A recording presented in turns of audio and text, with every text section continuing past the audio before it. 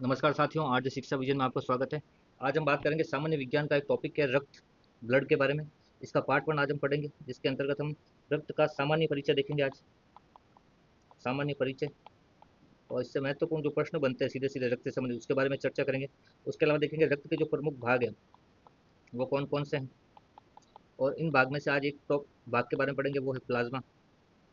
तो आज सामान्य परिचय देखेंगे रक्त का, और सीधे प्रश्न जो रक्त से संबंधित बनते हैं वो देखेंगे। उसके अलावा रक्त के जो प्रमुख भाग हैं उन पर चर्चा करेंगे, और प्रमुख भाग में जो प्लाज्मा है उससे जो महत्वपूर्ण प्रश्न बनते हैं उसके बारे में चर्चा करेंगे। तो सबसे पहले देखते हैं रक्त का जो सामान्य परिचय है। सामान्य परिचय उसके अंतर्गत, ठीक है, रक्त की अगर बात करें तो रक्त परिसंचरण तंत्र के अंतर्गत रक्त को पढ़ा जाता है। ठीक है, तो रक्त परिसंचरण तंत्र का अध्ययन किसमें किया जाता है? तो रक्त परिसंचरण तंत्र का जो अध्ययन किया जाता है वो किया जाता है एंजियोलॉजी में। और एंजियोलॉजी का जो पिता है वो कहा जाता है डॉक्टर विलियम हार्वे को। तो रक्त परिसंचरण तंत्र, रक्त का अध्ययन किया जाता है रक्त परिसंचरण तंत्र के अंतर्गत। रक्त परिसंचरण तंत्र, इसके अंतर्गत ही रक्त का अध्ययन किया जाता है। और रक्त परिसंचरण तंत्र का जो अध्ययन है वो कहलाता है, या किसके अंतर्गत किया जाता है? ये एंजियोलॉजी के अंतर्गत। एंजियोलॉजी के अंतर्गत ये क्या किया जाता है? इसका अध्ययन किया जाता है। और इसके जो पिता हैं, एंजियोलॉजी के पिता कौन है? Doctor William Harvey. William Harvey, ये है एंजियोलॉजी के पिता। तो रक्त परिसंचरण तंत्र का जो अध्ययन किया जाता है वो किया जाता है एंजियोलॉजी में, और एंजियोलॉजी के जो पिता हैं वो है विलियम हार्वे। उसी तरह रक्त का अध्ययन किसमें किया जाता है? और रक्त के अध्ययन की बात होगी तो रक्त का जो अध्ययन है, रक्त का अध्ययन किया जाता है हिमेटोलॉजी में। किसमें किया जाता है? हिमेटोलॉजी, हिमेटोलॉजी, इसके अंतर्गत रक्त का अध्ययन किया जाता है। रक्त परिसंचरण तंत्र का अध्ययन किया जाता है एंजियोलॉजी में, और रक्त का अध्ययन किया जाता है हिमेटोलॉजी में। और रक्त के निर्माण की जो प्रक्रिया है या जो क्रिया है, किसकी? रक्त निर्माण की क्रिया, रक्त निर्माण की क्रिया, रक्त निर्माण की क्रिया को कहा जाता है हीमोपोइसिस। Haemo haemopoiesis. वापस देखिए, रक्त परिसंचरण तंत्र का अध्ययन किया जाता है एंजियोलॉजी में, और एंजियोलॉजी के जो पिता है वो है डॉक्टर विलियम हार्वे। उसके अलावा रक्त का अध्ययन किसमें किया जाता है? हिमेटोलॉजी में। और रक्त निर्माण की जो प्रक्रिया है या जो क्रिया उसको कहा जाता है हिमोपोइसिस। और रक्त का जो ब्लड बैंक है, जिसे कहता है रक्त का, नहीं, शरीर का जो रक्त कोष है, रक्त कोष या ब्लड बैंक, वो किसको कहा जाता है? वो कहा जाता है पीला या तिली को।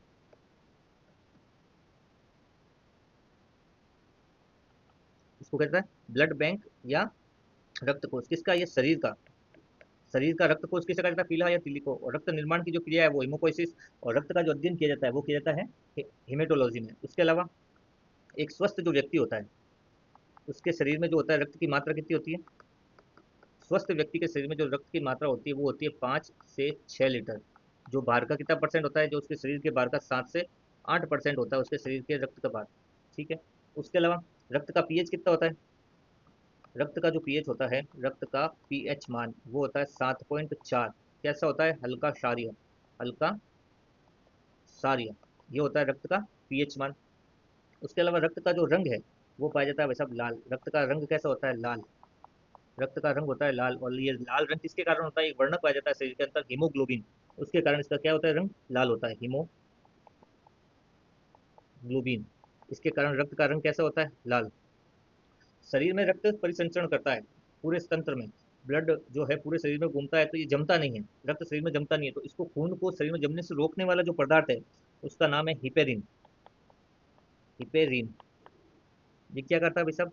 ये रक्त को जमने से रोकता है, रक्त को जमने से रोकता है, जमने से रोकता है। कहाँ रोकता है? शरीर के अंतर्गत रक्त को जमने से रोकता है। ठीक है, और इसका निर्माण कहाँ होता है? यकृत में निर्माण होता है, यकृत में। वापस देखो, रक्त परिसंचरण तंत्र का अध्ययन किया जाता है एंजियोलॉजी में, और एंजियोलॉजी का जो पिता है वो है विलियम हार्वे। और रक्त का जो अध्ययन किया जाता है वो किया जाता है हेमेटोलॉजी में। और रक्त निर्माण की जो प्रक्रिया है या जो क्रिया है उसको कहते हैं हिमोपोइसिस। शरीर का जो रक्त कोष या ब्लड बैंक है उसे कहते हैं पीला या तिली।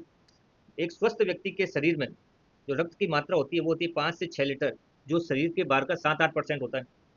रक्त का जो पीएच मान है वो है 7.4, हल्का क्षारीय। उसके अलावा रक्त का जो रंग होता है वो लाल रंग होता है, और ये लाल रंग जो होता है एक वर्णक पाया जाता है शरीर में, हीमोग्लोबिन, उसके कारण होता है। शरीर के अंदर रक्त का जो प्रवाह चलता रहता है, लेकिन इस प्रवाह को जो रोकता है, जमने से रोकने वाला जो पदार्थ है वो है हिपेरिन। हिपेरिन जो है शरीर में रक्त को जमने से रोकता है। और इस हिपेरिन पदार्थ का जो निर्माण होता है वो होता है यकृत के अंतर्गत। तो ये था रक्त का सामान्य परिचय, जहाँ से सीधे प्रश्न परीक्षाओं में पूछे जाते हैं। अब बात करते हैं रक्त के कुछ प्रमुख भाग के बारे में। तो रक्त को कितने भागों में बांटा गया है? रक्त के भाग,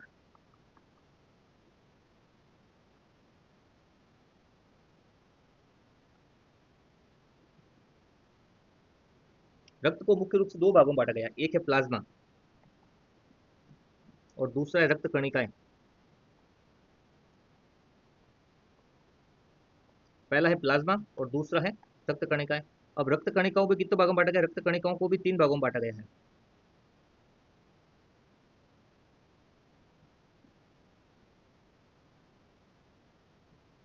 पहला है आरबीसी, रेड ब्लड सेल्स। दूसरा है डब्ल्यूबीसी, व्हाइट ब्लड सेल्स। तीसरा है प्लेटलेट्स, जिसे कहा जाता है बिंबणु।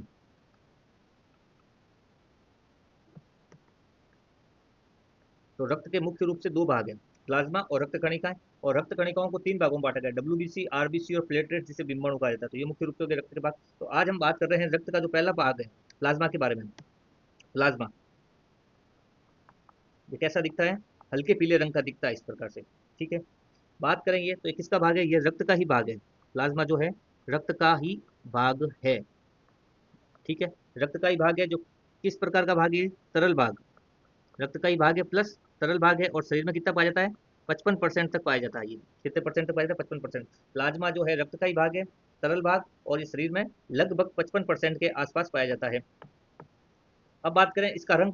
इसका जो रंग है, प्लाज्मा का जो रंग है वो है पीला। इसका रंग है हल्का पीला, हल्का पीला रंग।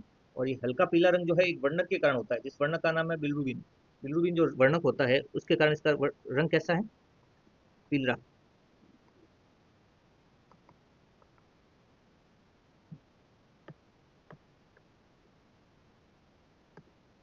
रंग होता है हल्का पीला, जिसके लिए उत्तरदायी जो वर्णक है वो बिल्रुबिन जो वर्णक है, उसके कारण क्या होता है? ये हल्का पीला पाया जाता है। बिल्रुबिन वर्णक के कारण इसका रंग कैसा पाया जाता है? हल्का वर्णक। वर्णक का नाम है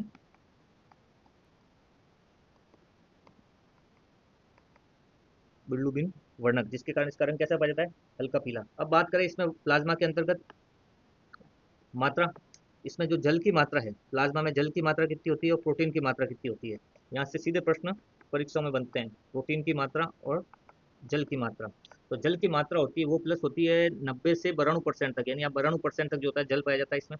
ठीक है, और प्रोटीन की मात्रा होती है 8% तक।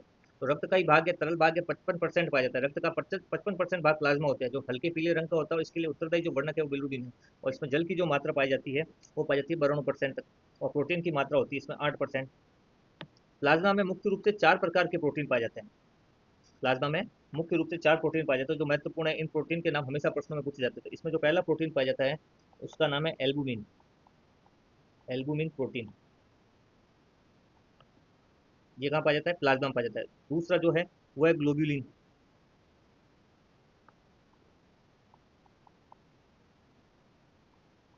तीसरा है फाइब्रिनोजन।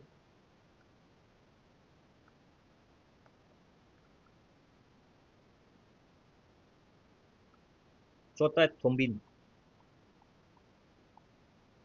तो प्लाज्मा में मुख्य रूप से चार प्रोटीन पाए जाते हैं, albumin protein, globulin protein, fibrinogen और थ्रोम्बिन प्रोटीन। अब इनके अलग अलग मुख्य कार्य हैं जो प्लाज्मा में ये करते हैं। तो एल्बुमिन जो प्रोटीन है उसका जो मुख्य कार्य है वो है परासंचरण जो दाब होता है उसको नियंत्रित करना।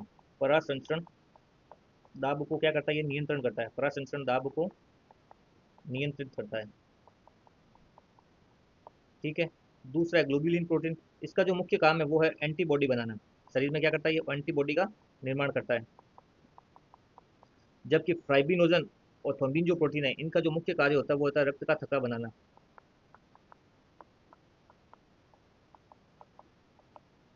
प्लाज्मा रक्त का ही तरल भाग है जो 55% तक शरीर में पाया जाता है।